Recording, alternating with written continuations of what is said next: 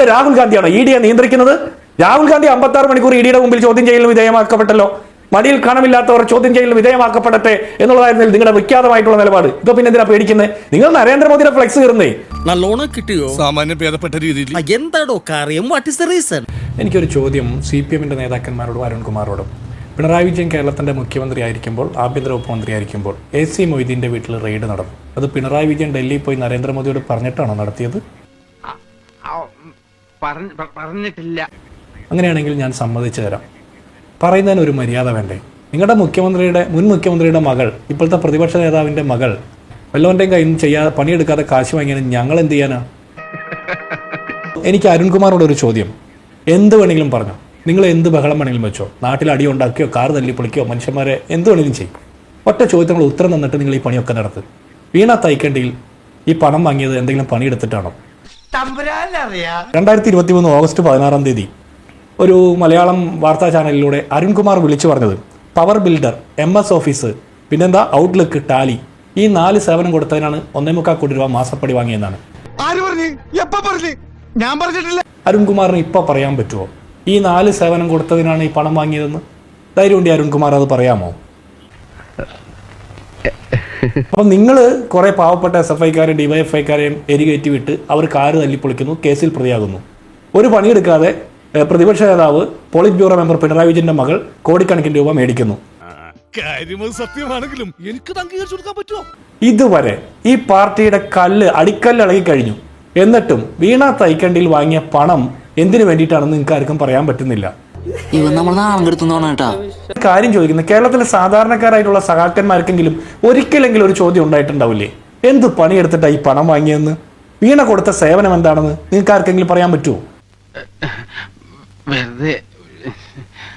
കോടിയേരി ബാലകൃഷ്ണന്റെ മകനെ പോലീസ് ഇതുപോലെ തന്നെ റെയ്ഡ് നടത്തുകയും ഇതുപോലെ തന്നെ കേസിൽ പ്രതിയാകുകയൊക്കെ ചെയ്യുന്ന സാഹചര്യത്തിൽ ഇതേ പിണറായി വിജയന്റെ സ്റ്റേറ്റ്മെന്റ് നമ്മുടെ മുമ്പിലുണ്ടല്ലോ. ഇന്ന് കേരളത്തിലെ ഒട്ടുമിക്ക ആളുകളും അത് കേട്ടിട്ടുണ്ടാവും. അതെന്താ? വ്യക്തിപരമായ കേസാണ്, പാർട്ടിക്ക് ഒരു ബന്ധവുമില്ല, അത് അവർ വ്യക്തിപരമായി കുടുംബപരമായി അത് തീർത്തോളുന്നു. അരുൺകുമാറോട് എന്റെ ചോദ്യം, ഇതൊരു നടക്ക് പോണ മാതിരില്ല. വീണ തൈക്കണ്ടിലിനെ ചോദ്യം ചെയ്യാനും വീണ തൈക്കണ്ടിയിലുമായി ബന്ധപ്പെട്ട വിഷയത്തിൽ റെയ്ഡ് നടത്താനും അവർ താമസിക്കുന്നിടത്തല്ലേ വരാൻ പറ്റുള്ളൂ? അല്ലെങ്കിൽ അവർക്ക് താമസിക്കാൻ അവർ സ്ഥിരമായി താമസിച്ചുകൊണ്ടിരിക്കുന്ന സ്ഥലങ്ങളിലല്ലേ വരാൻ പറ്റുള്ളൂ? അവർ ഏതു നേരം പ്രതിപക്ഷ നേതാവായിട്ടുള്ള പിണറായി വിജയന്റെ കൂടെ അടക്കുന്നതുകൊണ്ട്, പിണറായി വിജയൻ താമസിക്കുന്ന വീട്ടിൽ വീണ തൈക്കണ്ടിയിൽ താമസിക്കുന്നതുകൊണ്ട് അവരെ ചോദ്യം ചെയ്യാതിരിക്കാൻ പറ്റുമോ? ഞാൻ മനസ്സിലാക്കുന്ന ഏത് സമയവും കൂടെ കൊണ്ടു നടക്കുന്നത് ചോദ്യം ചെയ്യാൻ വരുന്ന ഏജൻസികളുടെ മുമ്പിൽ പാവപ്പെട്ട പാർട്ടി പ്രവർത്തകരെ കൊണ്ട് തെരുവ് യുദ്ധം നടത്തി മകളെ സംരക്ഷിക്കാൻ വേണ്ടിയിട്ടാണോ? ഇവിടെ പിണറായി വിജയന്റെ മടിയിൽ കനമില്ലെങ്കിൽ കോടിയേരി ബാലകൃഷ്ണന്റെ മകനോട് പറഞ്ഞതുപോലെ തന്നെ ഇവിടെ പാർട്ടിക്കാർക്ക് ഒരു ബന്ധമില്ല, അത് അന്വേഷണ ഏജൻസികൾക്ക് അവരുടെ കയ്യിൽ എന്തെങ്കിലുമൊക്കെ ഉണ്ടായിരിക്കുമല്ലോ, അതുകൊണ്ട് അവർ ചോദിക്കട്ടെ, അന്വേഷിക്കട്ടെ, കണ്ടെത്തട്ടെ എന്ന് പറഞ്ഞാൽ പോരെ? താങ്കൾ ദയവ് ചെയ്ത് വീണ തൈക്കണ്ടിലിന് വേണ്ടിയിട്ട് രാജ്യത്ത് ഒരു കോടതിയിലും വാദിക്കരുത്. താങ്കളാണ് വാദിക്കുന്നെങ്കിൽ വീണ തൈക്കണ്ടിൽ പിന്നെ ഒരു കാലത്തും കേരളത്തിൽ ജയിലറയ്ക്കുള്ളിൽ നിന്ന് പുറത്തേക്ക് വരില്ല.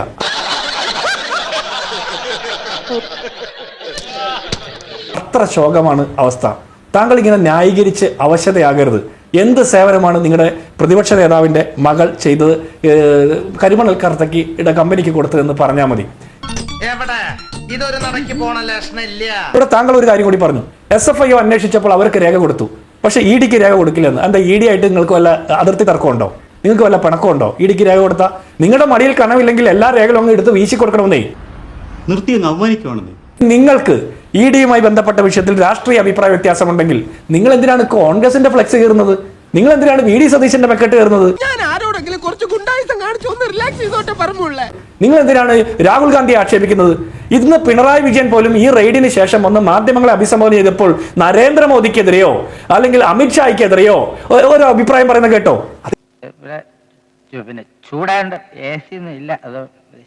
രാഹുൽ ഗാന്ധിക്കെതിരെയാണ് പറയുന്നത്. എന്താ രാഹുൽ ഗാന്ധിയാണോ ഇഡിയെ നിയന്ത്രിക്കുന്നത്? രാഹുൽ ഗാന്ധി 56 മണിക്കൂർ ഇഡിയുടെ മുമ്പിൽ ചോദ്യം ചെയ്യലിന് വിധേയമാക്കപ്പെട്ടല്ലോ. മടിയിൽ കണമില്ലാത്തവർ ചോദ്യം ചെയ്യലിന് വിധേയമാക്കപ്പെടട്ടെ എന്നുള്ളതായിരുന്നു നിങ്ങളുടെ വിഖ്യാതമായിട്ടുള്ള നിലപാട്. പിന്നെ എന്തിനാ പേടിക്കുന്നത്? നിങ്ങൾ നരേന്ദ്രമോദിയുടെ ഫ്ലെക്സ് കയറുന്നേ, നിങ്ങൾ അമിത്ഷായുടെ ഫ്ലെക്സ് കയറ്, നിങ്ങൾ VD സതീശന്റെ രമേശ് ചെന്നിത്തലയുടെ മെക്കെട്ട് കയറാതെ, രാഹുൽ ഗാന്ധിയെ ആക്ഷേപിക്കാതെ, ഞങ്ങളെ ആക്ഷേപിക്കാതെ നിങ്ങൾ അത് പറയുന്നേ. ഇത് വടി കൊടുത്ത് അടി വാങ്ങുന്ന പരിപാടിയാണല്ലോ ബാബു. ഞാനൊരു കാര്യം മനസ്സിലാക്കുന്നത് നിഷ, ഇതിൽ ഞാൻ മനസ്സിലാക്കുന്നത് Yes. തെരഞ്ഞെടുപ്പ് അടപടലം തോറ്റ് ഇതിന്റെ പൂർണ്ണ ഉത്തരവാദി പിണറായി വിജയനാണെന്ന് മനസ്സിലാക്കപ്പെടുന്ന സാഹചര്യം വരുമ്പോൾ ഇങ്ങനെ പോയാൽ സംഗതി കുഴയും. സ്ഥിരമായി റിവ്യൂ മീറ്റിംഗിൽ പ്രതിപക്ഷ നേതൃസ്ഥാനത്ത് പോലും അവരോധിച്ചത് തെറ്റാണെന്ന് പറയുന്ന സാഹചര്യത്തിൽ പിണറായി വിജയനെ സംരക്ഷിക്കാൻ വേണ്ടിയിട്ട് ആസൂത്രിതമായിട്ട് നടത്തുന്ന അഭ്യാസമാണ് ഈ തെരുവ് പോരാട്ടം എന്നാണ് ഞാൻ മനസ്സിലാക്കുന്നത്. നിന്റെ ഒടുക്കത്തെ തുമ്പലാണെന്ന് നീ മറക്കണ്ട. അന്വേഷിക്കണമെന്നാണ് അഭിപ്രായം. ഏതെങ്കിലും സാധാരണക്കാർ പണി ഒഴിവാക്കിയിട്ട് അവിടെ തൊഴിൽ വേണ്ടെന്ന് വെച്ചിട്ട് അവരുടെ നിത്യചെലവിനുള്ള കൂലിക്ക് മറ്റേ തൊഴിലിന് പോകാതെ അവിടെ വന്ന് സമരം ചെയ്തോ? ഒരു പണിയില്ലാതെ കുറെ ഡിവൈഎഫ്ഐക്കാരെ SFIക്കാരെ കൊണ്ടുവന്ന് അക്രമം നടത്തുന്നത് ജനക്കൂട്ടത്തിന്റെ രോക്ഷമാണെന്ന് പറയണ്ട. അതുവരെ പാർട്ടി പ്രവർത്തകരെ കൊണ്ടുവന്ന് ചെയ്യിപ്പിച്ചതാണ്. പിന്നെ പോലീസ് ഈ വിഷയത്തിൽ ED റെയ്ഡ് നടക്കുന്നു എന്ന് അറിഞ്ഞപ്പോൾ അവിടെ വന്ന് പോലീസ് നിലയുറപ്പിച്ചു. അതിനുശേഷം ഇവരുടെ മുൻ മന്ത്രിമാർ, മുൻ MLA-മാരുള്ള പോലീസ് അവിടെ വന്നു, പോലീസ് അവിടെ നിലയുറപ്പിച്ചു. പോലീസിനെ കൊണ്ട് പറ്റുന്ന രീതിയിൽ അതിനെ പ്രതിരോധിക്കാൻ നോക്കി. പിന്നെ കാർ തല്ലിപ്പൊളിക്കാമെന്ന് SFIക്കാർ തീരുമാനിച്ചാൽ അവർ തല്ലിപ്പൊളിക്കാതിരുന്നിട്ടുണ്ടോ?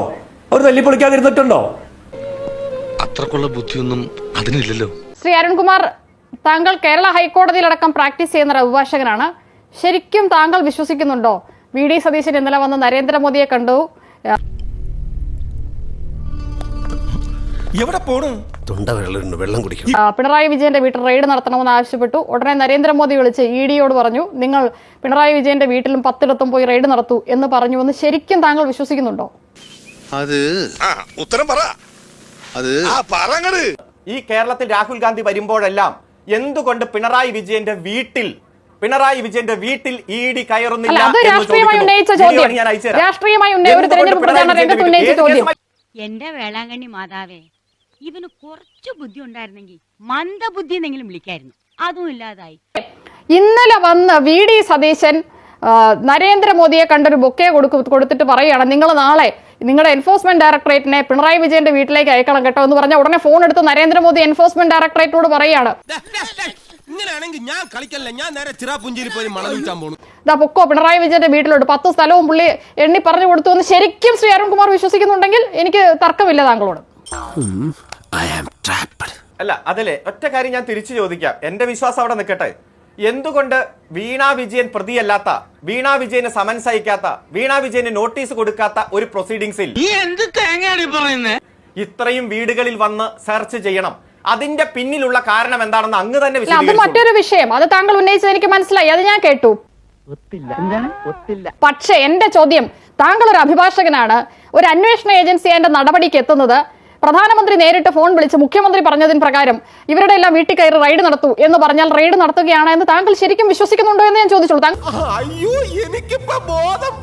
അതായത് ഈ EDയുടെ ചരിത്രം, അതായത് EDയുടെ കൺവിക്ഷൻ റേറ്റ്, പ്രതിപക്ഷ നേതാക്കന്മാർക്കെതിരെ അടുത്ത കാലത്തെടുത്ത കേസ്, ഞാൻ ചോദിച്ചതൊന്നുമല്ല.